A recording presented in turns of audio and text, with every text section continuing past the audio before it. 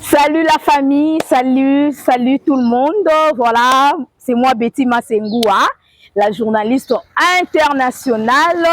Betty Massengou, la présentatrice de cette émission, l'émission Témoignage. Donc avec Betty, témoignage. Et déjà, je suis là pour vous servir, bien-aimés dans le Seigneur, partout où vous êtes. Je vous salue, je vous souhaite le bienvenu et bien de bonnes choses à vous. Salutations déjà à l'ingénieur Davo Moubama. Salutations à tous mes enfants. Joyce Davline. Salutations à vous, la caméra humaine. Moi, je aussi ma caméra professionnelle. Dans le niveau. Ah, malgré ça, mais bon, on a choisi quoi. Merci beaucoup, mon assistante, maman conseillère.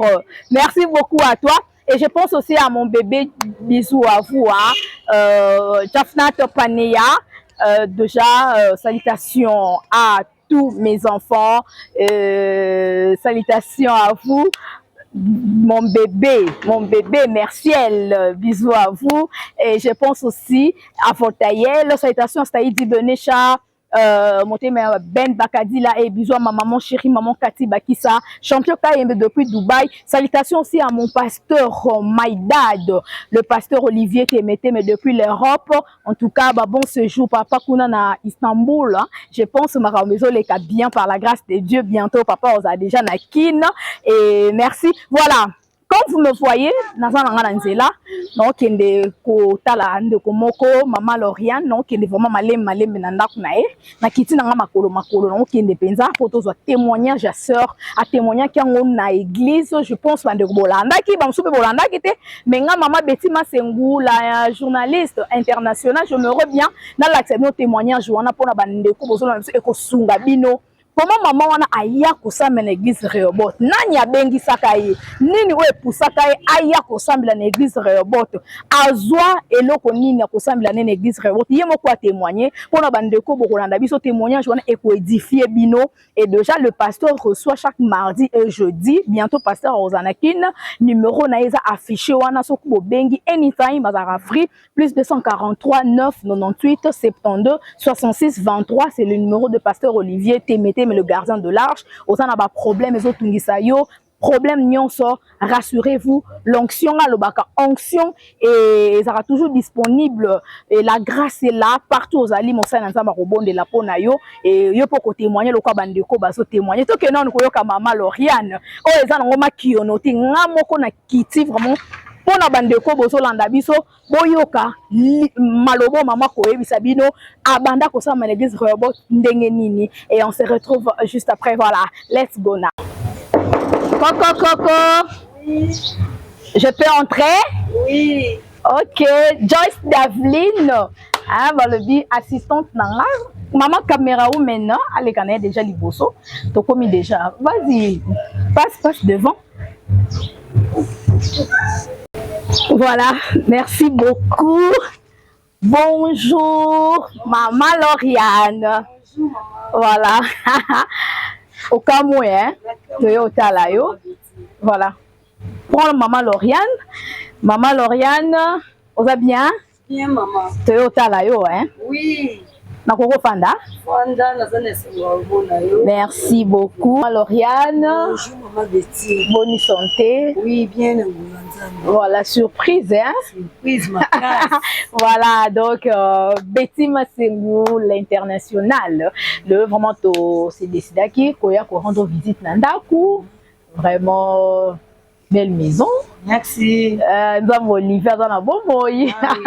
Voilà, un mot, pour la première fois, tu es dans compte émission, on a témoignage, tout ça avec Betty Massengou, tu mets un peu de témoignage, pour la bande de Kubaso, on a dit moi mbote d'abord, avant de côté la maçon, on a dit ça.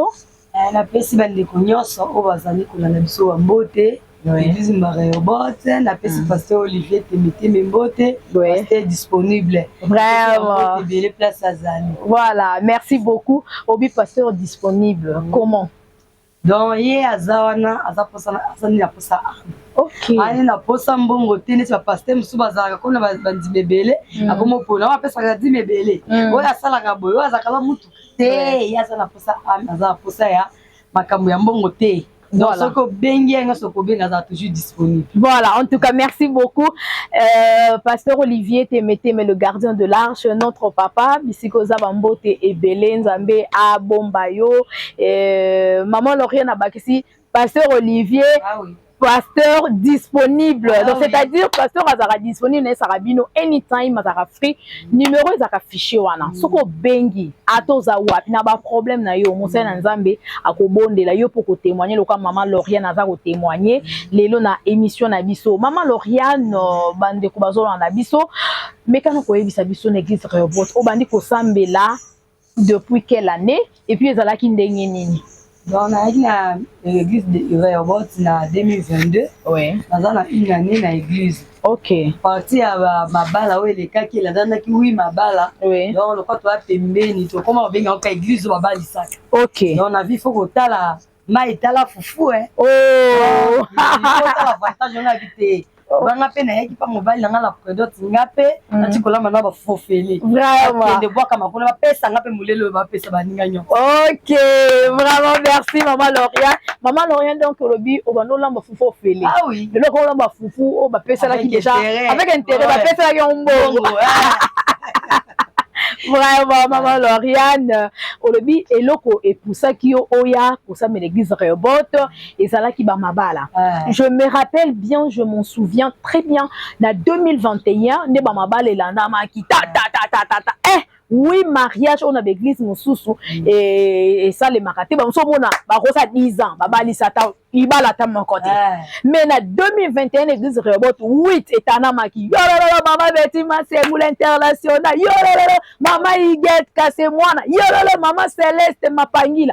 Donc là bah ma mariage et ça la maki wana bah maman sous bazawana oyo bah image ezali to relaxa bino pendant to ba émission papa dava sunga biso moi ben ser pour la bandeko ba mona ndenge nzambe ya Olivier azana bomo il est Dieu de notre pasteur. Amen. Le pasteur Olivier Temete mais le gardien de l'arche maman Lauriane Abakisi hein a vu le pasteur disponible donc ma pasteur Moussou va disponible hein voilà on va indisponible la grâce est disponible l'église Rehoboth voilà maman on le bien très bien maman Lauriane tango ya ki l'église Rehoboth et ça qui n'ont ndenge nini yo ba salé ko après d'autres parce que on a si l'église on va non sambela no kunate on a une église Moussou mabala ka rebendi yo na église ezabo siko tango ya ki tango ça la mende tellement la moni qui onction eza awa kangami na onction na bilinga na yete pour la fertilité na ye ko zo posa motema na ngana église o po pasteur aza na onction voilà bina ye awa te pour la relaxer bilamba pour la kota batende balati pour ko tonga batna ye awa ko zo posa motema na pour la kota na nzambe pasteur Olivier voilà motango na kangami na moni pe changement de chat date des fois de tel date liboso ko kwa mbali na nga profite ti date mimbale oncle na nga profite ya mi ça tout au teku na mte mwana yaki ko pas na nga komi gravement tika écoute l'hôpital wana na une église sika 3 jours monika ba pesi programme ngoma la même na pasteur Olivier to ngomba matika ko to kiti to date mba mo libale salimaki voilà. Ok, donc maman, osaki na problème on est que tout nous ma ils ont réclamé libala donc c'est liba ezalaki makasi alors na onction ezalera pas ya Moussa Nzambe le pasteur Olivier Temete mais tu libères ah oui c'est liba maman encore tu libères ah oui maman Lauriane osimbi lelo libala na ola kisa po bande batala zo la bisongo bien ano yango mama alati ano et puis ba photo ezo défilé ato wana ndaku na ye zo pe ba photo yango ye na papa na biso pese ba mbote papa Gaël mukolo penza ba ko permettre to kozwa papa Gaël hein ba papa ba bangala ba ko loba mais soki nza masungi to kozwa ye taka biso ba mama de tozaka moi kasa nzunzu na koloba voilà mais ba papa ba yoka moi soni voilà to pese ba mbote bisika zali alors maman Lauriane tant comme une église Rehoboth on le bien très bien aux qui na problème ya libala alors bandeko mususu bazolanda biso ba mususu o batala kaka lobi ngana na problème ya libala ba pesela mbongo ta lamba ba fufu ya ofele sokola ba chemise ya ofele pasa na ndenge ni bazolanda yo donc baba no sama ndenge solo so ye na église lo ba kinyana ye awa pona zo posa motema na ngai OK soki pasteur atete lo batema tiango pona nga donc ezo délivrer ndenga yo kotala te o pasteur même pasteur Olivier azali même ba obaza na sima na ye soki mukole pa muto ote tobi kandi ba peste meza pona nga na ya merodo ezo sala pona vie na nga za te ko pona boite po muta muta na dona na grâce na ye oye na église do yaka pona makambo yake za to yete pona kutonga bato pona kolanda vie bato pona kolanda bien bato te o mona ko pe solution surtout ça ba futilité hein ba maman botika ba maman mingi maman Lauriane alobi tango ye église kotala te o lata ki ndenge nini o atambola na makolo ayaka na mutuka ayaka na moto te yo yela problème na yo maman obi osali kaka une année à pamba de 2021 à 2022 une année pamba moko mariage net to na 2023 ndo kokisi 2 ans mama bande ko bazolanda biso ebele bakenda na l'église basala ba 5 ans ba 10 ans même libala ko libala te mwana ko mwana te musala ko musala te voyage ko voyage te mais on assemble kaka to bake onction ezala kuna te to ndenge ezalaka donc eza na ndenge ebele onction koki kozala mais mutu aza na kati ya onction te mosusu ekozala onction eza te mutu mpe aza te oubie mosusu ekozala onction ezali ye moko mpe aza na bafantine na ye ekosala na église yango nde esalaki mutu mpa mona bolama nzambe. Voilà, en tout cas merci beaucoup. Alors mena église Rehoboth na ina na pa manzambe ayanolio okuta na tikotak les dieux d'Olivier à Sekisio lelo maman madame madame Lauriane sentiment de zanini ana sentiment makasi donc nzamba pambola pasteur disponible jeune lion voilà apambola eli susu koleka donc pasteur moko apona kate aza social humble donc place ya zali so ezalaki ba pasteur mosusu do tongomona ete yo za lelo kote mona me ya za kuna te aposa ba ame do ye atobengi na erni ayambaka aponaka te wapesaka dime to te wapesaka moketo ebele jamais mona ngote eza kokumisa te eza onga mona yebi na nde na sololaka na yebi ke apona abana te. Voilà, en tout cas, maman, merci beaucoup. Permettez-moi, bande koboso landa biso ndenge maman alobi très bien pasteur Olivier Ponakate. Donc ozana mbongo te yaza musali na nzambe. Musala nzamba pesa yango wana ya kolandela ba ami ya nzambe. Ya kolandela ba brebis pour ba berger, ba brebis na ye. Alors maman papa c'est mosusu ana mbongo te ya osambela ndako no te ye fa ya ka place oyo ba jeep ezali ba mituka ya cher wana banda kwa cher ndako yame avec l'homme de Dieu le jeune lion les gardiens de l'arche au maman Bakisi le pasteur disponible. Wow, just wonderful, c'est vraiment merveilleux pasteur Olivier akendaka na eko bondela et puis onction elandara bisika nyonso oya kendaka pasteur bisuko za kuna depuis Europe kuna na Istanbul to pese bambote je pense nzamba ko batela yo ba séjour ekoleka bientôt ko ya na Kinshasa bango pe kuna bazona bati libère. Amen. Bati libère. Merci beaucoup maman to zongela yo na maman Lauriane bande ko basolanda biso ebele oyebi lelo ba fi ebele ya ba surtout ba âge na biso po mona bango lelo mabala eza moi passé poko makana ba 40 ba 50 moi âge poussani mais tant azana no elenge ya osalela no elenge na ye osala vie mais comme na mama obi non ngala ko fanda na lamba fufo fele te na lana na nzambe place ba mulolo wana nzamba Olivier ngapele lelo ba betela nga mulolo kaka ndenge olobaki nzambe pe asaleli yo na ba jeune fille ya modèle wana okoyebisa bango ni nakoyebisa bango batika vielle oyenge eza nango na mosala te eza na mosala te mpo mobali soki deja yebi moto aza mobulu jamais akoki ko donc nakoloba neti akoconsidere te akoki oconsidere te akovana noka apwasaka na yo ya obalonde na yebi ke obimala papi ye mpe hérité ayebi ka ere koyinda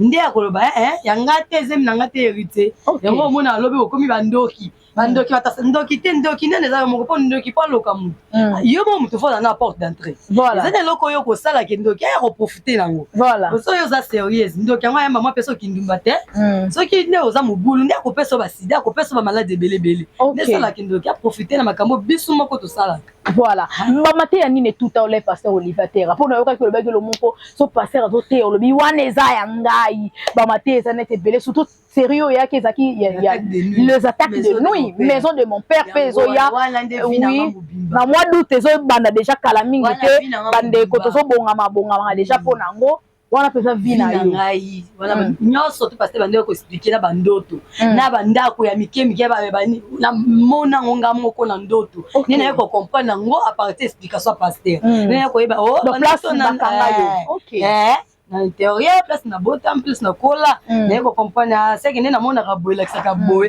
ngeza neso na moni boy la kisi boy mais nyonso to na maison de mon père était ngai do ba songe wana ba prophéteur pasteur expliquer wana ne vina OK nyonso ba uniforme pembe noir donc à partir ka délivrance to sala na moni sikoyo et kata na makamo soto ba mari de nuit ba kolie na butu na moni ça va OK en tout cas c'est bien maman olobiango très bien sans ko banga poza ba mususu alors ta bandoto mabe me alobaka te azomona makambo ezo marcher na vie na été ya fandi na eka comme normal oh c'est anormal il faut qu'on se décide ne maman se décide qui alobi jamais na ko fanda ka libala ya to fanda te da suka na prédote ça libala te il faut ba honorer nga azui décision à kena église yo Nzamba Olivier a visité maman ça déjà nanda kuna ye aza marié ba famille ba liambongo ba photo yango na ezo défilé maman boa bata bolingo maman Lauriane yes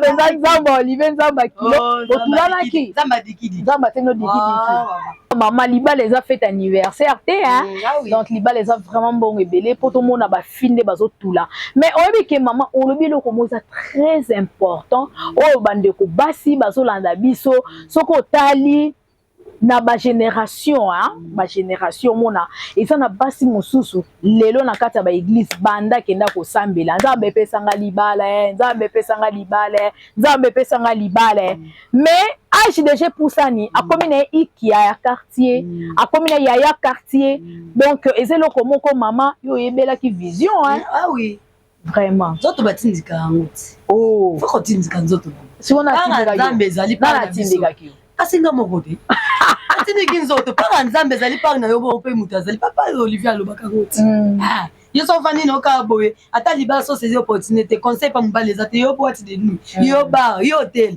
yebisanga bokakisa mbo mukoni mais tango lobi te papa toza bato tokoko vana mwa bar to boite toza bato po hypocrite ezate hypocrisie voilà mabe c'est ça moni mais to bonga mato apenda kuna biso to kena maleme mais soki olobi te ngai asana ngai hypocrisie na bana nga bongo to bano kena na biso bokanga bongo ndeni yo zimbo ko keko bebisa na biloko ya pamba bozanda kundeni bobala na ndeni c'est ça en tout cas ezelo komoko ba ser rebelle bazan nango te donc voilà mososu kuto mona libala zo zelanga zo zwata zo zelanga zate allez andimi na ye akena ya ta ki deuxième bureau mosusu akena pe ki yaka to fanda yo mamu boya ki yaka to fanda tala lelo madame première dame akmo pe so mote wa simba muti ya solo yes we tikolo babu mama donc bote ya bo yo ba bayres azwate mama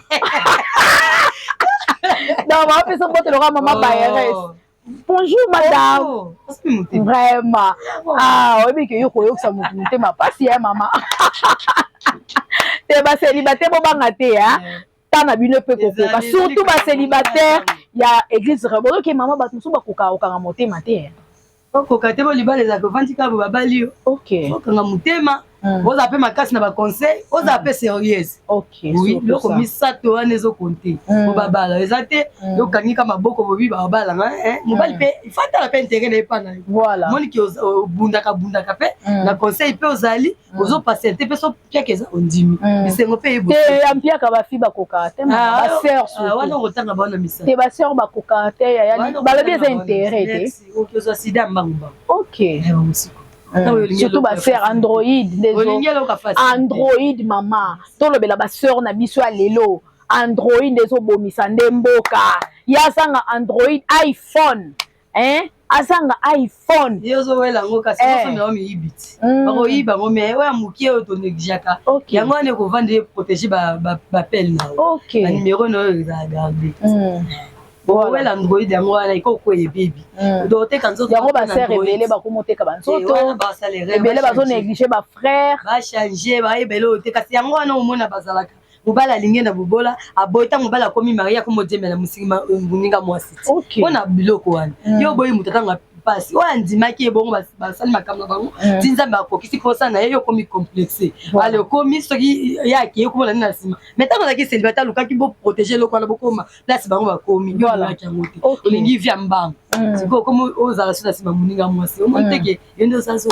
vraiment en tout cas c'est un conseil hein bandeko vraiment et ça conseil à prendre vraiment wana apprendre ou à laisser mais apprendre donc pour na bandeko bozolanda biso maman tout ce qui est na suka émission bandeko nyonso bazolanda biso yo le bien très bien que na une année ka ya pamba nzambe a visité yo lelo oza madame nzamba Olivier asekisi yo apesi posa motema na yo et puis esili wana te ya mususu ezoya o pe to ya suko zolongo témoignage to bon bien onani to ya zolongo témoignage année prochaine nzamba ko visiter yo wana skonde to lakisa yango accompagner wala so bazala azasu ye moko te baza misato c'est papa to bazizo to moko pembe donc voilà merci maman to continue to clôturer d'abord émission na biso pour na lelo alors bande ko bazola na biso maman ba maté ya pasteur Olivier Teyaka nini o simba yo penza makasi voilà maman pour finir parce que to comme na suka émission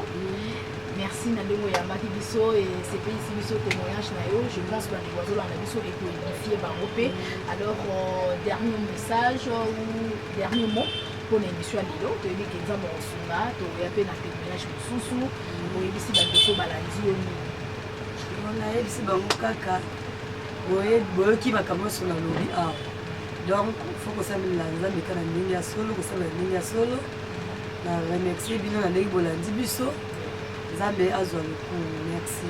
Voilà, quelques salutations. La pesi mbote na chérie na nga Gaël Mputu Kebi. Na maman na nga Ana Bomba. Maman papa nga bengaki maman papa donc bokola biso lokwa mobali. Voilà. La pesi mbote na Simoni Bomba, Natasha Klabiwa, na ba belle sœur na nga nyonso ba mbote bi. Voilà. Merci beaucoup. Alors nous va souka tout le pasteur disponible. Pasteur Olivier.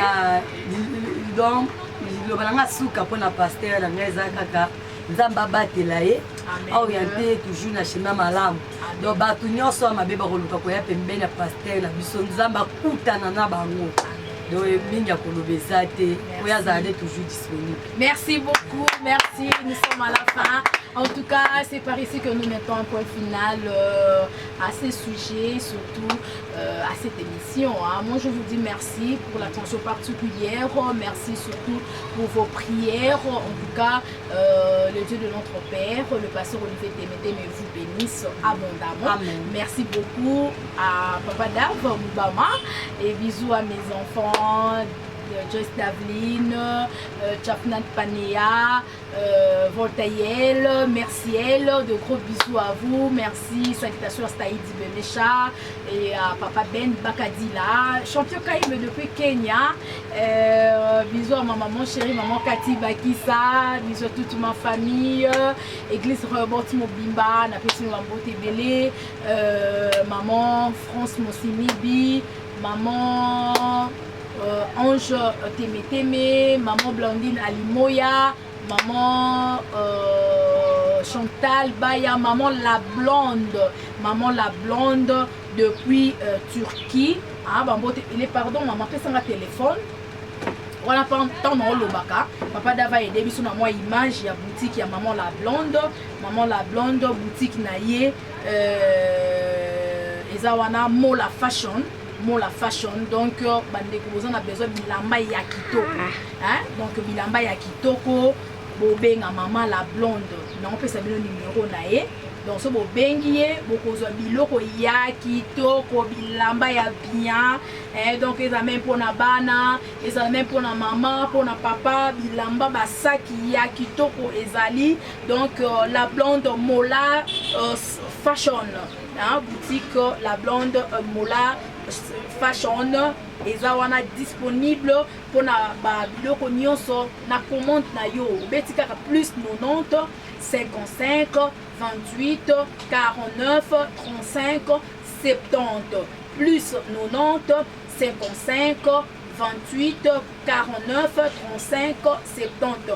Pendant dans le bapé, l'ingénieur Dava et Debiso attaque un numéro wana. Donc numéro ya maman la blonde, mère double na PC bambote na ba jumelle na biso kuna na kata Turquie na Europe kuna place baza ba bisu ebele ah yeba na Istanbul bisika place bisika oyo pasteur Olivier Temeteme donc nomboka wana pe yazali donc maman la blonde que Dieu vous bénisse donc aux en a besoin ya elamba Europe oya soirée Europe ya église body ensemble papa veste chaussures bilamba bana sac ya kitoko amen bon commander bakoya ko livrer yo yango donc en direct de Turquie et kokomela on a ndaku donc voilà obengika na numéro wana okozala jamais dessus. Merci beaucoup, nous sommes à la fin et je remercie tout le monde. Maman no la kamanda na PSOP bambote pour parler biso mingi. En tout cas, merci beaucoup na bande de sur l'anda émission. Na bosamité pasteur Malachine Salé, moté na maman Olga bambote belé. Papa Jefté Pacifique. Bientôt c'est l'album Nganaza Okapi, ba chanson de Jésus Leka, bolanda yango, bo télécharger, bo commenter yango. En tout cas, vous allez bien, vous avez la production moko boye. Attends un numéro na nga moko Betima c'est l'international. Tokoye bandeni ya ko sungayo okutana na frère GFT Pacifique olingo produire ye concert moko boye. Attends na église na yo, libanda ya mboka na ba province na Europe na Amérique na Asie asa disponible au bengi na numéro wana oyangai na kopesa no numéro ya papa GFT Pacifique. Voilà, prochaine fois peut-être une émission et merci.